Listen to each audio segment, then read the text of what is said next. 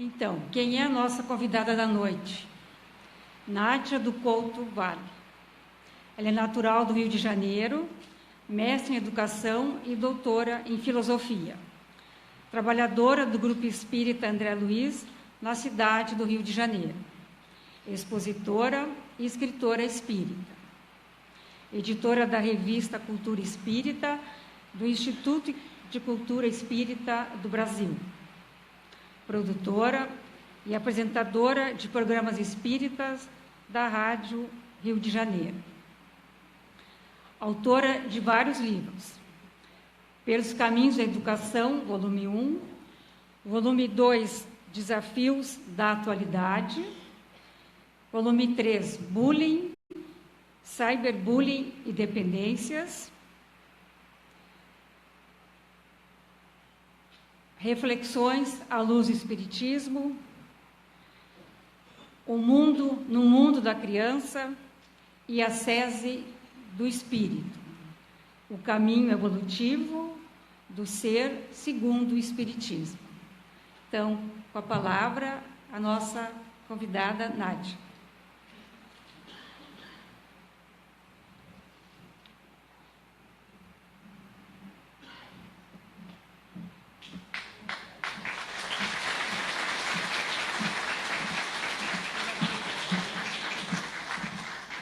Descer aqui para mim, né?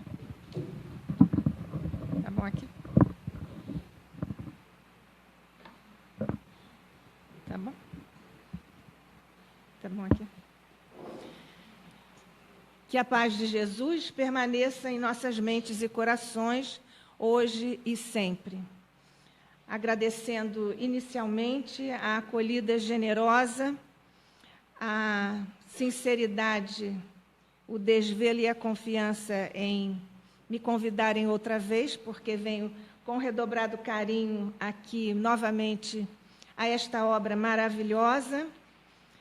E sempre que nós comparecemos a primeira vez em uma casa, não é a primeira vez, mas nunca é demais nós repetirmos, rogamos a Jesus e aos mentores queridos que lancem por sobre toda esta obra e por sobre todos aqueles que aqui trabalharam, aqui trabalham e ainda virão a trabalhar em ambos os planos da vida, as luzes, o fortalecimento e o estímulo para a continuidade.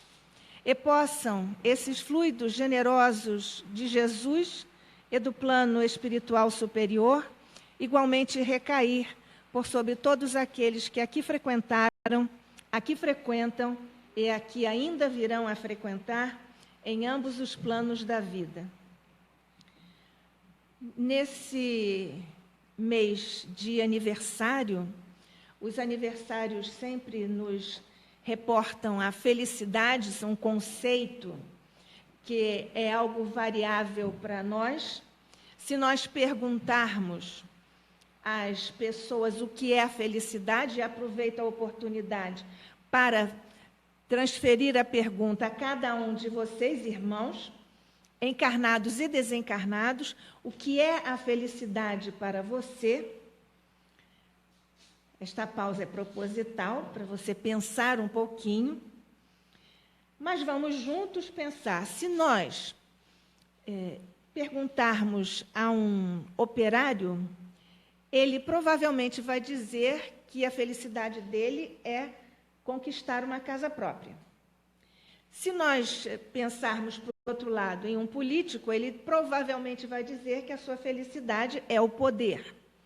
Se nós perguntarmos a um comerciante, ele vai provavelmente dizer que é fazer bons negócios.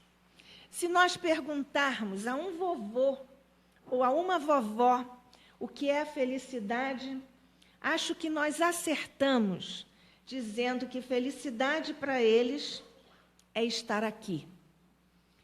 Conquistaram um lugar encaminhados pelas luzes de Jesus para este maravilhoso regaço em que Jesus comanda as ações e as mãos operosas dos companheiros que lidam nas mais diversas atividades e instâncias no atendimento às necessidades desses nossos queridos irmãos, isso também vai ser felicidade para esses que trabalham desapegadamente, desinteressadamente, para ver um sorriso no rostinho de um idoso, de um vovô, de uma vovó. E esse é um preço de felicidade que, posso apostar, ninguém vai trocar por nenhum valor do mundo. Na verdade, nós estamos falando de comportamentos ditados pelas nossas opções e pelos nossos desejos. Na verdade, nós sempre transitamos entre o desejado e o possível. Muitas vezes nós queremos coisas que não conseguimos atingir e nos frustramos. Lá se vai a nossa felicidade, porque costumamos exteriorizar ou projetar o nosso desejo de felicidade nas exterioridades, nas situações de desejos do mundo e dos convites inferiores do mundo. Na verdade, existe um axioma da psicologia que diz que todo comportamento é motivado. Mesmo aqueles que dizem, não, eu não quero isso, no fundo eles podem estar querendo. Mas é que nós também nos deixamos perder quando nós nos iludimos a nós mesmos.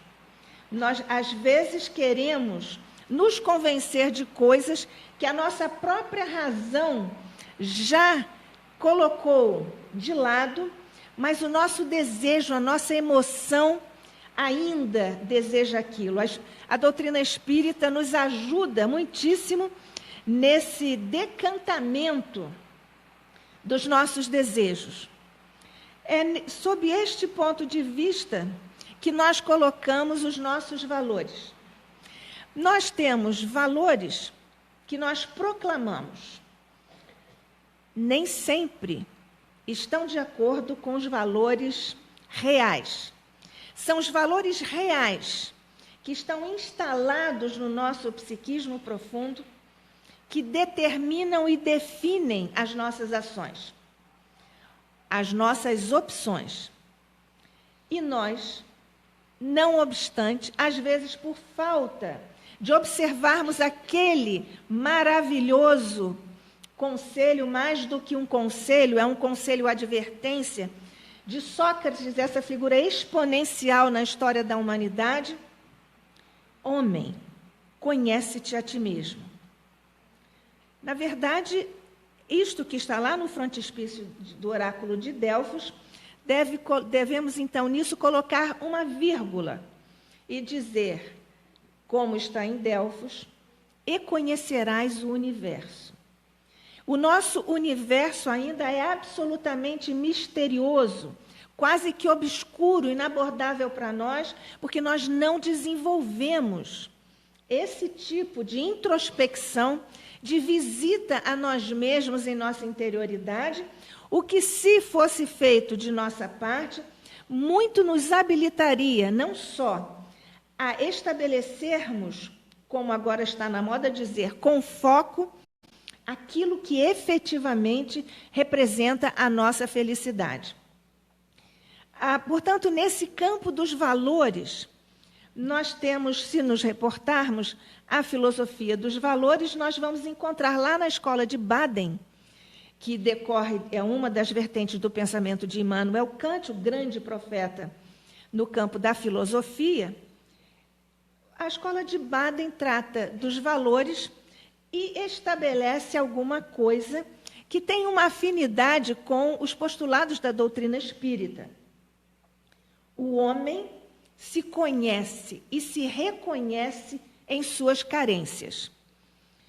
Não há nenhuma tendência religiosa ou espírita no pensamento de Max Scheler, mas nós sabemos, o próprio Emmanuel nos diz, a respeito daquele delírio de nós querermos fazer terapia de regressão de memória, ele diz que basta nós conhecermos aquilo que nos falta, Max Scheler diria e disse, na carência, que nós saberíamos exatamente onde nós estamos precisando renovar os nossos desejos e os nossos atos, ou seja, as nossas opções. E é, portanto, desse ponto de vista que nós também precisamos agora pensar nos valores. Não são só, evidentemente, os materiais. O valor, em filosofia, é alguma coisa que nós temos ou que nós não temos. Quando nós não temos o valor, nós buscamos o ser. Ser em filosofia é qualquer coisa, a rigor, para simplificar muito. Ser é aquilo que complementa, que preenche a nossa lacuna, ou o nosso valor. Exemplificando, quando uma criança está com fome, esse é o valor, fome. Como é que ela age? Ela pode comer uma fruta ou pode comer terra. Ela não distingue isso, e o ser que ela escolhe, sem nenhum critério, porque ainda não está preparada para isso, então ela escolhe terra, escolhe o ser errado para preencher a sua lacuna, a sua carência, no caso aí o seu valor, que é fome. Se nós transpusermos este conceito para outras situações que nós todos podemos viver, por exemplo, quando nós nos sentimos frustrados porque o nosso afeto, por algum motivo, se afastou de nós, nós podemos, eventualmente, buscar um substituto sem nenhum critério, só para não ficar sozinho. E não dá certo. Então, nós escolhemos o ser errado, que, no caso, coincide o ser filosófico com o ser real, e nós confundimos esses valores. É sob este ponto de vista que muitas carências afetivas, em alguns irmãos nossos, também são preenchidos por essa busca por seres como as drogas. Por outro lado, nós sabemos que precisamos disciplinar os nossos desejos. Aristóteles disse que a grande tarefa da educação é disciplinar o desejo. Nós tentamos, porque somos espíritas, sabemos que essa é a nossa proposta, mas nós também sabemos que, às vezes, é preferível nós comermos chocolate, nós comermos doce, em vez de comer aquela linda alface. Não é? Embora nós todos saibamos que a alface é a melhor coisa do mundo para a nossa saúde e assim subsequentemente. E é então, deste ponto de vista em que nós estamos falando do preenchimento de valores, da escolha que fazemos daquilo que vai preencher aquilo que nos falta, que nós recorremos a uma pirâmide que é amplíssimamente conhecida, todos nós aqui conhecemos, nós só vamos recapitular juntos, que é aquela hierarquia, é uma taxonomia, uma classificação das necessidades humanas básicas. Se chama assim mesmo pelo próprio Abraham Maslow, que é um psicólogo norte-americano da escola humanista e também da psicologia transpessoal, junto com o Stanislav Grof. E, deste ponto de vista, então, todo mundo aqui conhece a pirâmide, não é? Então, o que está embaixo daquela pirâmide? Qual é a nossa necessidade humana básica? Eu vou aqui correr o risco de denunciar minha idade, mas houve um tempo em que as misses perguntadas diziam assim, eu vi no filme, as misses diziam assim, qual é o seu maior desejo, a sua felicidade? E ela dizia sempre que o livro preferido era o Saint-Exupéry, O Pequeno Príncipe, e ela dizia que era o amor. Todo mundo concorda que a primeira necessidade humana básica é o amor? Não? Pois é, mas não é mesmo. Não é mesmo. A primeira necessidade humana básica, por isso que os nossos vovôs diriam e dirão, achamos, que a felicidade deles é estarem aqui, nós até vimos ali em comovente institucional aqui do Oscar Pitan, é porque as necessidades humanas básicas, quando eles estavam relegados à rua, em situações de extrema carência de valores básicos, eles vieram ter aqui, ou conduzidos pelas mãos de Deus e pelo encaminhamento amoroso dos mentores que dirigem esta obra linda. Então, para isso, eles estão felizes. Estas são as necessidades humanas básicas. Primeiro, eles precisam comer, beber e, na escala do Maslow, procriar. São as necessidades humanas básicas. Nada de amor por enquanto. Até porque, para amar, é preciso estar com estas necessidades atendidas. Depois disso, vem o amor? Não vem o amor. Pois é, o amor não chega, às vezes custa mesmo, né? Então, hein? Eu não ouvi.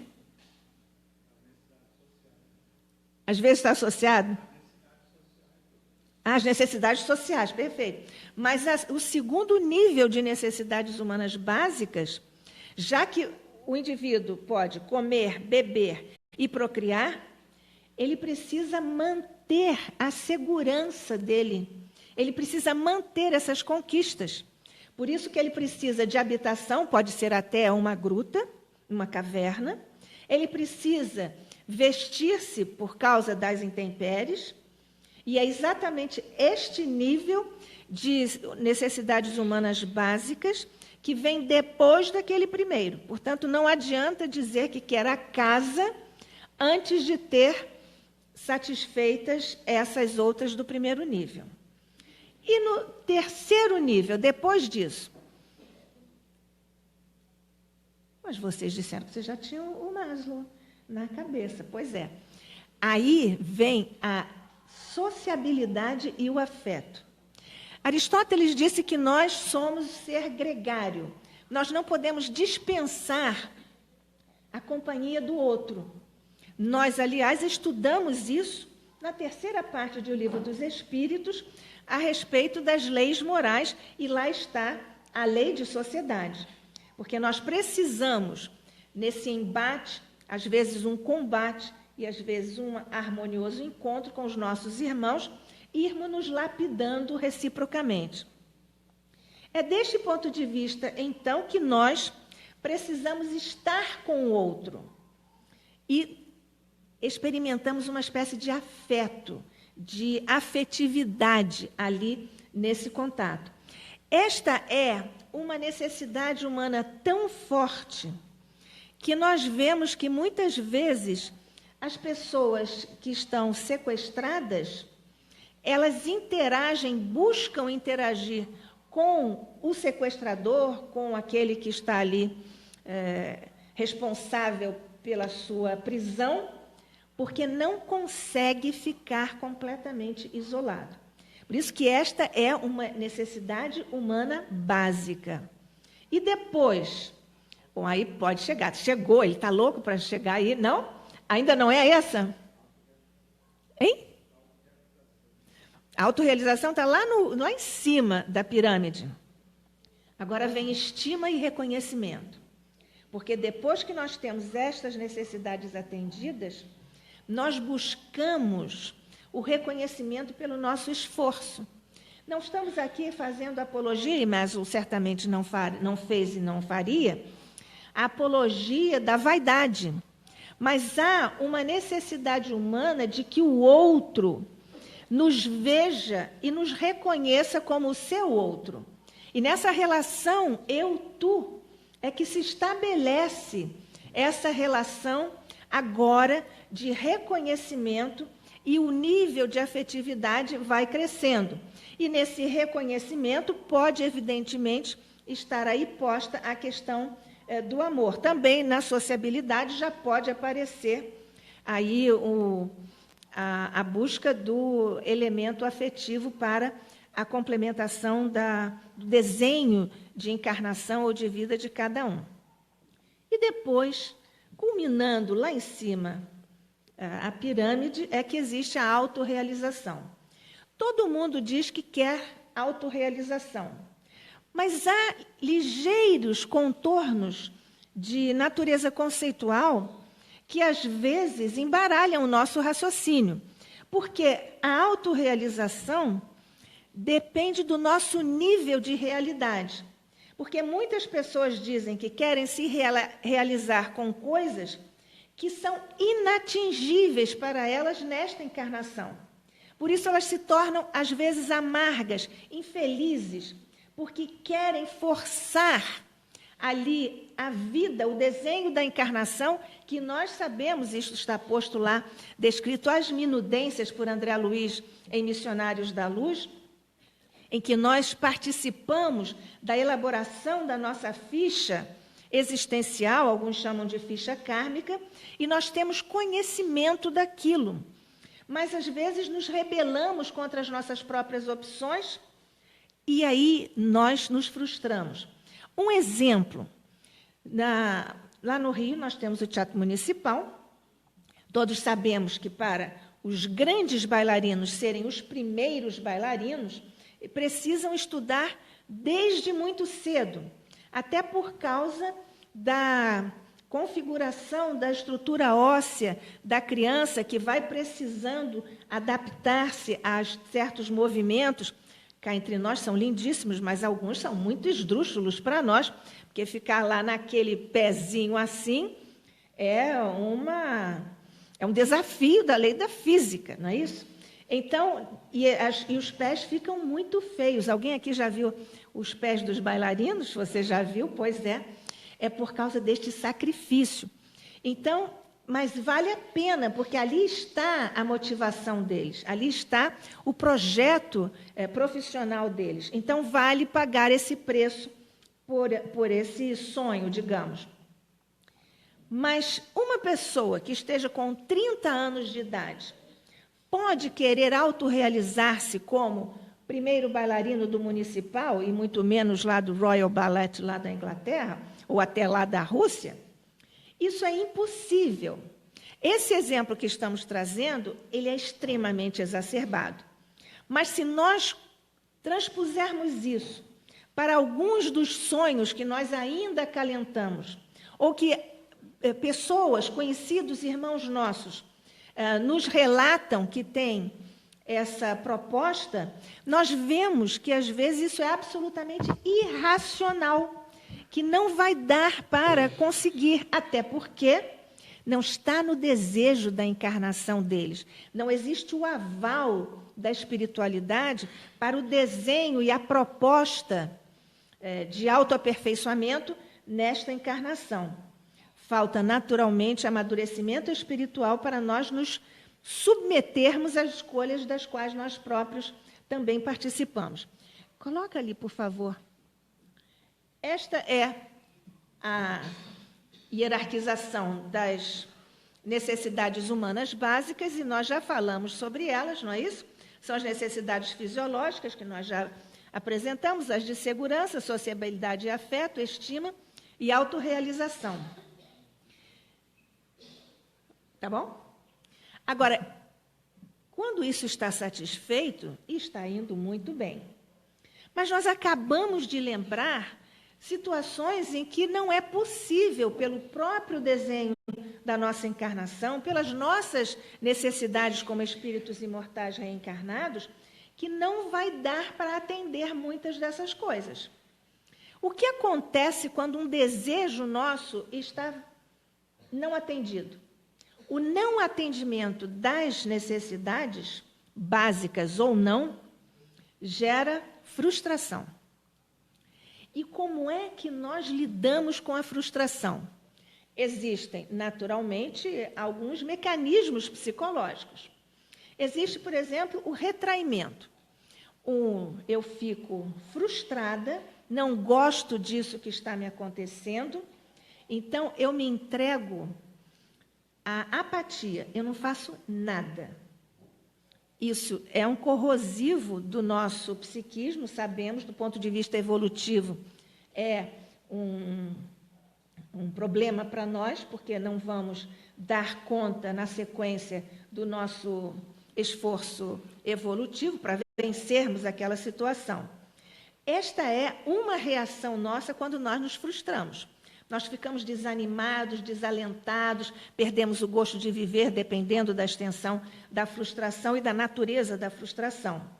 Existe um outro retraimento, que é um retraimento em que nós fugimos, escapamos da situação, não queremos saber daquilo. São duas reações igualmente nocivas para nós. Mas existem outras nuances dessas nossas reações. Por exemplo, quando nós estamos frustrados e não conseguimos resolver a situação, nós podemos reagir para dentro de nós ou para fora de nós. Para dentro de nós, acontece de nós gerarmos dificuldades do ponto de vista fisiológico. Chegamos a enfermar por causa disso. Então, nós temos reações psicossomáticas. Nós construímos úlceras, nós construímos alergias, nós temos dor no nervo ciático, uma experiência assim recente. Tem enxaqueca, dor de dente, dor de cabeça, uma série de situações em que nós nos deixamos ficar e achamos que apenas enfermamos. A ciência hoje estuda essa relação entre enfermidade e estado de ânimo, nós diríamos um estado espiritual, estuda essa relação. Essa relação remonta a Aristóteles e a Hipócrates, o pai da medicina. Lá se vão 2,5 milênios que eles já estabeleciam uma relação direta entre os nossos desejos, as nossas emoções e os nossos pensamentos bons e a construção da saúde. Claro que, se os pensamentos forem tristes, depressivos, etc., isso vai engendrar a doença. Essa é uma área recentemente instituída no campo da medicina, chamada psiconeuroendócrino-imunologia, que é também chamada biologia da esperança, e muito bem espelha essa relação direta entre os nossos estados espirituais, ou estados psicológicos, ou estados de ânimo, e a construção da nossa saúde, ou a construção da nossa doença. A medicina, durante largos séculos, enunciou uma verdade, estando inocente dessa verdade. A medicina sempre disse: você construiu você fez, não é isso? Você fez um AVC, você fez, me ocorreu câncer, vou dizer, você fez um câncer, você fez uma úlcera. É por causa, e nós sabemos isso do ponto de vista espiritual, que é por causa desta relação direta que há de causalidade entre essas duas condições do nosso corpo e do nosso eu real, que é o eu espiritual. Então, nessa condição, as nossas reações psicossomáticas, quando nós estamos frustrados, quando não conseguimos realizar alguma coisa, um desejo pequeno que seja, ou mesmo um grande projeto que se frustra por motivos de natureza vária, nós podemos ter essas reações psicossomáticas. São coisas que nós construímos dentro de nós. Mas nós também temos reações exteriorizadas. Por exemplo, quando nós, frustrados, chegamos à casa e batemos as portas, batemos as gavetas, batemos no cachorrinho, falamos mal com a nossa auxiliar, a nossa empregada, maltratamos o cônjuge. E, às vezes, quando nós não aguentamos bater naquele chefe, Sabe aquele chefe que nós sempre achamos que é muito implicante conosco? Nós arranjamos um boneco e batemos nele. Você exterioriza, descarrega assim a sua energia. Pior é quando nós fazemos isso com o filho, com o animalzinho de estimação, com o companheiro ou a companheira, etc., quando nós não conseguimos, entre aspas, nos vingar da causa real que nos frustrou a realização do nosso intento, nós redirecionamos isso para outras situações e outras criaturas. Acho que é o segundo. É exatamente disso que nós estamos falando. A internalidade, a externalidade, a fonte da frustração. A fonte da frustração é o tal do chefe, que nós acabamos aqui de pensar, de identificar. E o outro é uma pessoa ou objeto, nós já aqui acabamos de ver. Você bate as portas, chega e joga os seus sapatos lá, que atravessa toda a casa. E exatamente por isso que você está externalizando a sua agressão. Você pode se agredir, ou o ser humano agride-se internamente na construção dessas dificuldades de natureza de saúde, não é? De rigidez do corpo físico, porque a rigidez mento-espiritual está comprometida. E é exatamente por isso que nós estamos trabalhando o retraimento dessa maneira. Passa o próximo, que eu acho que a gente pode seguir. E nós temos aí como é que nós nos defendemos disso. Porque nós nos tornamos prisioneiros de nós mesmos e muitas vezes nós não conseguimos sair disto. Como é que nós vamos contemporizar, como é que nós vamos, pelo menos, atenuar a causa da frustração? Aí nós temos esses mecanismos de defesa. São mecanismos, por exemplo, a substituição. Você se frustra com uma coisa que você não consegue mais, mas aí você busca outra e coloca aquilo ali no lugar. Você perdeu digamos que você tenha perdido um objeto que você adorava. Você vai e compra um igualzinho e substitui. Isso também acontece no campo afetivo. Isso também acontece em algumas tarefas do ponto de vista do seu ambiente laboral. Depois é a compensação. Quando você perde uma coisa e se frustra com isso, você pode compensar fazendo outra. Por exemplo, você se frustra que você não pode mais, digamos, andar de bicicleta. Aí você vai e caminha. Essa é bem simplesinha para compensar, mas está colocado. A sublimação é quando você não consegue mesmo compensar. Por exemplo, quando você tem uma experiência extremamente dolorosa da desencarnação de um filho, por exemplo. A sublimação faz com que você converta todo esse afeto que você agora não tem mais objeto para o qual direcionar esse afeto, e você sublima isso e faz uma outra atividade. Você vai trabalhar para atender crianças em um orfanato, idosos aqui no Oscar Pitã, e você vai sublimando isso. É uma coisa que se tornou irrealizável para você, e você busca uma que é realizável para buscar a satisfação ou o preenchimento dessa sua carência, dessa lacuna. A repressão é quando nós reprimimos o que aconteceu e reprimimos o registro daquilo em nossa intimidade profunda. Por exemplo, a desencarnação de alguém. Algumas pessoas negam, não é? Elas se comportam como se aquilo não tivesse acontecido. Aquela pessoa não desencarnou. Ela está reprimindo o acontecimento que a frustrou e o mecanismo através do qual ela está se defendendo é ignorar aquele evento que deixou nela essa marca da frustração.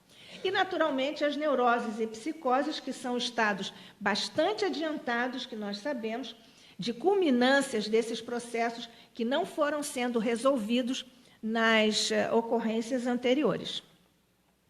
Passa o próximo, por favor. Então, nós temos... Aí, apaga só um pouquinho. Obrigada. Nós temos, desse ponto de vista, as necessidades básicas do Maslow, temos a satisfação e a não satisfação e todos os meandros psicológicos, emocionais e até espirituais decorrentes dessa situação, mas existem outras categorias. Joana de Ângeles, por exemplo, nos remete a algumas outras categorias. Ela, por exemplo, ela enfecha algumas necessidades do Maslow, ela junta aquilo e propõe umas outras, que, evidentemente, do ponto de vista da natureza e da relevância para o nosso processo de autoaperfeiçoamento, estão aí postas agora do ponto de vista da visão na nossa queridíssima mentora. Agora, por favor, Vitalina. Então, ela colocou ali as necessidades fisiológicas de segurança e movimentação no grupo social, que são aquelas outras que nós já tínhamos visto desdobradamente do Maslow. Ela inclui as necessidades ético-estéticas. O que quer dizer isto com as necessidades éticas e estéticas? Nós todos no Brasil hoje estamos experimentando a necessidade de estarmos satisfeitos do ponto de vista ético, porque nós todos, pelo menos é a constatação geral, não só através da nossa vida de relação, mas também através de pesquisas. O povo brasileiro, hoje, experimenta uma grande frustração porque não está sendo atendida a sua necessidade de valores éticos que presidem não só a nossa realidade psicossocial, mas também aquilo que está disposto nos dispositivos legais que orientam a nossa nação, nos orientam como povo, como Estado, como nação. Isso do ponto de vista ético. Do ponto de vista estético, nós costumamos entender a palavra estética como sendo assim de embelezamento. Ela acabou decorrendo disso, mas a palavra esthesis em grego quer dizer sensação, é uma coisa que nós experimentamos nos nossos sentidos. Então, essas necessidades ético-estéticas, nós devemos, no nosso modesto entendimento, pensar que sejam éticos no sentido ético que nós temos e estéticos no sentido de nós buscarmos realizações de belos modelos, de belas formas. Aproveitando aqui, do ponto de vista da educação, nós hoje vemos os brinquedos das nossas crianças com formas muito tortuosas. Os heróis das nossas crianças hoje não são estéticos, porque produzem sensações, mas são sensações de desequilíbrio. Afinal, como um herói é uma figura meio disforme, pintada de verde ou de roxo, com um olho só no meio da testa. Essas questões, e nós temos motivos para levantar algumas hipóteses de que, como são chegados os tempos e como está em plena atividade o desejo dos nossos irmãos ainda desinformados do Evangelho, que lutam contra a luz de Jesus e a mensagem do Evangelho, eles estão impregnando, ou podem estar impregnando, dessas formas tortuosas que são a reprodução do que, pelo menos podemos imaginar pelas descrições que temos nas obras espíritas, que são repercussões ou projeções de determinadas realidades em zonas obscuras de sofrimento na espiritualidade e que são trazidas para cá. Nós sabemos, e Platão nos ensinou isso, que quando nós estamos aqui encarnados, nós reproduzimos a realidade que nós, como espíritos, observamos no plano espiritual. Platão, que é pagão, como Sócrates, como Aristóteles são pagãos, às vezes é estranho nós dizermos que Sócrates e Platão são pagãos, mas é uma questão de natureza cronológica, porque estão antes de Cristo, cronologicamente. Mas então, eles tinham a mensagem e a convicção absoluta, para isso vieram aqui, porque são os precursores da mensagem de Jesus e do próprio Espiritismo. Kardec coloca isso lá no 3º capítulo de O Evangelho segundo o Espiritismo. Então, o nosso Platão já disse isso. Nós fazemos aqui o que já está realizado no plano espiritual. Nós vamos lá espiritualmente, quando damos repouso ao corpo físico, e se não formos bobos, nós, em vez de ficarmos aqui em torno do nosso corpo físico, nós vamos ao encontro dos nossos amigos espirituais. Mas nós sabemos que o universo é vibração e sintonia. Frase espetacular, profunda. É do Emmanuel. Não é nossa, mas é do grande Emmanuel, do grande mentor.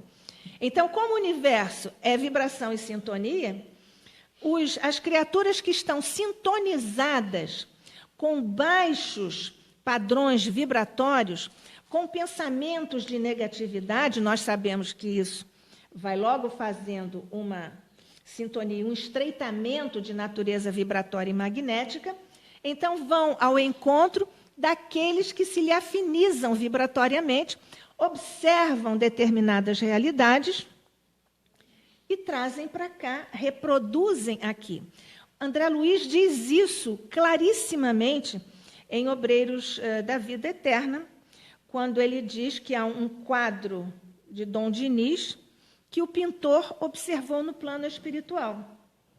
Há uma série de outras informações a esse respeito, além da formulação filosófica por Platão do mundo das ideias, que se reproduz aqui de forma imperfeita, porque o mundo das ideias, para ele, é o mundo das ideias perfeitas. E nós aqui copiamos.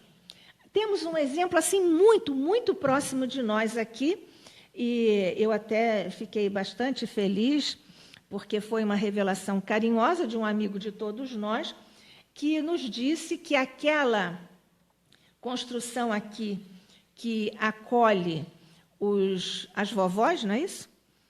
Aquilo já estava construído no plano espiritual. Só depois é que foram feitas ali as sapatas para os pilares, e tudo aquilo já estava delineado e construído no plano espiritual. Posso dizer quem foi? Já disse, né? É o nosso irmão Teodoro, querido. Bem, mas então, é mais um exemplo que nós temos de que nós reproduzimos aqui.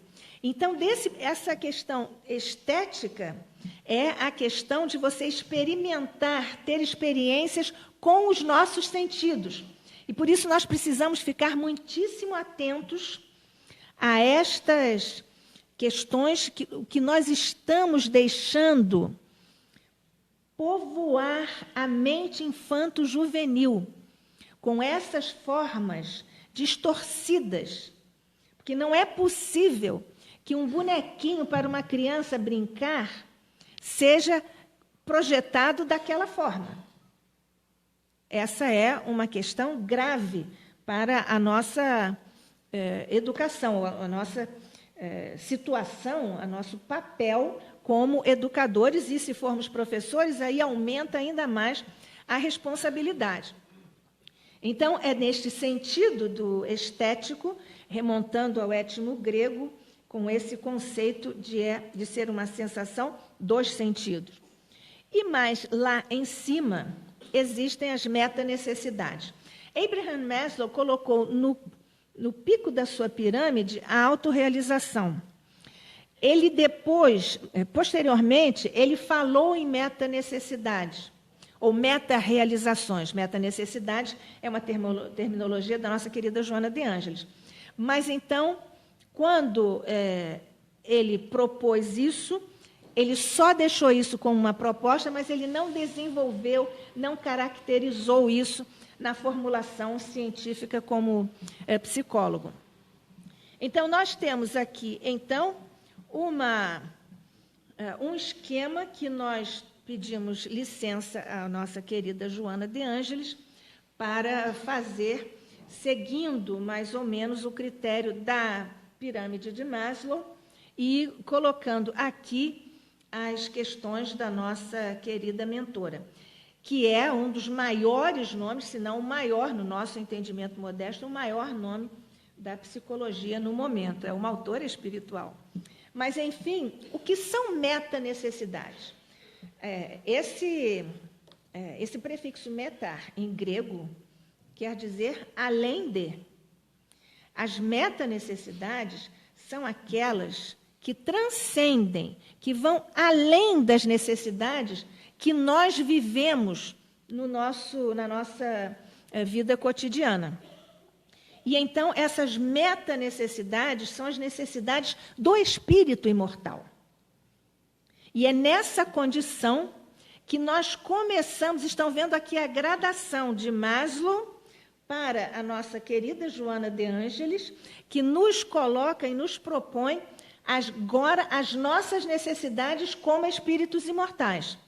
E, naturalmente, que nós devemos, para irmos preenchendo as nossas lacunas, como os espíritos imortais que somos, que, aliás, foi o que Jesus colocou no insuperável Sermão do Monte, bem-aventurados os pobres de espírito, ou os pobres em espírito, que é exatamente isso. Nós falamos aí, podemos estabelecer essa correlação entre esta maravilhosa abertura gloriosa do Sermão do Monte e as metanecessidades, que são as necessidades do espírito imortal. Se nós transpusermos isso para uma formulação da filosofia e da psicologia, nós temos lá, na época da Grécia Clássica, nós temos uma escola, a escola hedonista, todo mundo já deve ter ouvido falar nisso, que é uma escola, às vezes, exacerbadamente entendida como sendo exclusivamente voltada para os prazeres materiais, os prazeres sensoriais. A maior parte disso, enfim. Então, neste ponto de vista, é só quando eu quero, eu desejo e eu quero satisfazer isso que vai me dar prazer. O meu prazer é satisfazer o meu desejo. Hoje nós temos, e Joana de Ângeles também nos fala a esse respeito, hoje nós temos um novo conceito. Além desse, ou advindo desse hedonismo clássico, nós temos um hedonismo moderno. O hedonismo moderno desloca o eixo dessa nossa visão e vivência egoísta, egóica, de querermos ter o prazer na satisfação dos nossos caprichos. Agora, nós experimentamos um prazer em servir o outro. Quando nós aqui nos reportamos à atividade que vocês fazem tão lindamente, cuidando dos vovôs, das vovós, conversando, dando um apoio psicológico, emocional, conversando, ou mesmo lidando diretamente com eles, nós estamos trabalhando com outro conceito de hedonismo clássico, em que nós sentimos prazer não em atender os nossos caprichos ou as nossas necessidades, mas deslocamos o eixo de nós, do nosso ser, para o ser do outro, que está em necessidade diante de nós, e assim nós ficamos felizes. Os trabalhadores voluntários, e o voluntariado hoje, felizmente, cada vez mais ganha terreno em nosso país, já é uma expressivíssima manifestação cultural em outros países, nos Estados Unidos, por exemplo, é este prazer de não pensarmos em nós, mas de estarmos felizes por atender o outro. A lacuna que o outro apresenta e diante da qual nós não estamos mais, nem somos mais indiferentes. Coisa que na trilha evolutiva, evidentemente, podemos até dizer que já foi uma experiência nossa ao longo aí dos nossos passados. Mas agora já somos pessoas renovadas e já estamos felizes em atender a necessidade do outro nessa outra formulação. Vamos voltar? E aí eu também pedi licença ao Maslow, a nossa querida Joana de Ângeles, e construir aqui este esquema. Estamos identificando aqui o Maslow, não é isso? As necessidades fisiológicas, segurança, etc.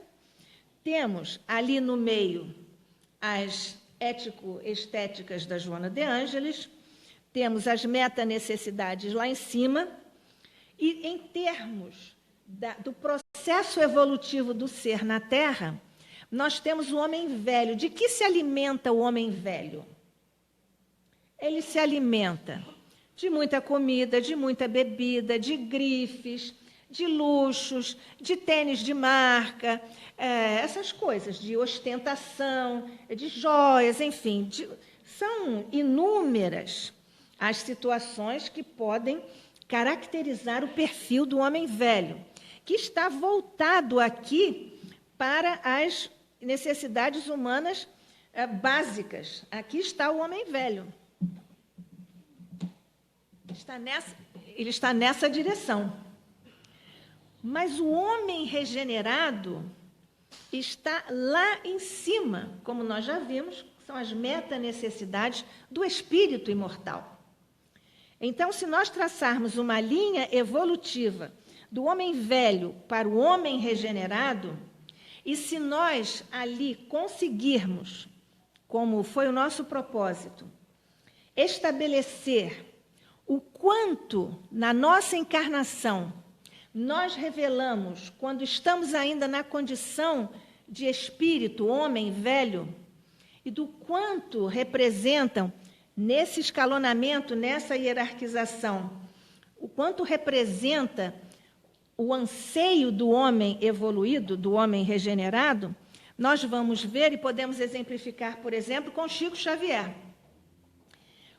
Quanto Chico Xavier precisava ter para comer, beber, ter uma casa bonita, ter muitos carros? Quem já tem carro aí quer o carro zero. Depois do carro zero, quer o importado. Depois do importado, vai querendo outros, e depois quer um helicóptero, depois quer um avião, e vai assim. Depois quer um navio. Isso é a insaciabilidade do homem. E quando nós estamos insaciáveis e não conseguimos disciplinar o nosso desejo, já falamos sobre isso com Aristóteles ainda há pouco, isso significa, e vejam como isso é um tobogã moral, isso significa, comparando, quando uma pessoa está com sede e vai saciar a sede com água do mar. Quanto mais ela beber, mais ela vai ficar com sede.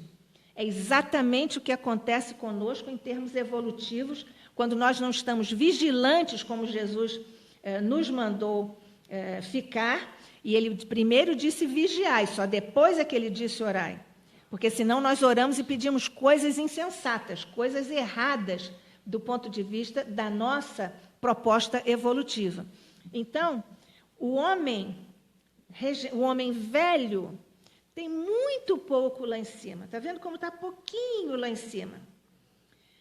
E o homem regenerado tem uma larga extensão de metanecessidades pelas quais ele trabalha, e nesse nível vibratório ele trabalha, e requer muito, muito pouco para essas necessidades do ser encarnado. Ele precisa beber, precisa comer, precisa de uma casa, mas não precisa de uma casa de 20 suítes, não precisa, etc. Ele não precisa. Exatamente como nós agora lembramos, mais uma vez, o nosso amado Sócrates, quando ele passeava a sua grandeza espiritual lá pela Ágora, na velha Atenas, e ele olhava para aquelas coisas, vou me permitir chamar de quinquilharias, naquelas quinquilharias das tendas lá na Ágora, que é aquela grande praça onde eles todos se reuniam para discutir as questões da polis, da cidade. Então, o Sócrates passava por lá, olhava tudo aquilo e dizia: de quantas coisas eu não preciso. E não comprava. Ele também nem se importava de ser pobre. Andava lá com a sua túnica toda meio rasgadinha, e nenhum problema. Isso também nos faz reportar a figura também exponencial de Gandhi. O grande Mahatma, nós sabemos, foi certa vez lá visitar a rainha da Inglaterra, que mandou um de seus ministros levar o Gandhi lá pela área mais cara de Londres, e o ministro insistia, diante daquele homem, aquele espírito, que é um Mahatma mesmo, uma grande alma, uma espécie de graveto humano, insistia com ele: por favor, a rainha disse para o senhor levar tudo o que o senhor quiser. E ele disse uma coisa semelhante ao que Sócrates disse: eu não quero nada disso, porque isso não me preenche. Qual era a necessidade de Gandhi? Era a meta-necessidade de salvar almas. Ele salvou milhões de almas na sua imensa missão. É um grande exemplo de que ele também fazia até tanto jejum que quase não tinha essa necessidade humana básica, porque para ele isso não tinha essa importância.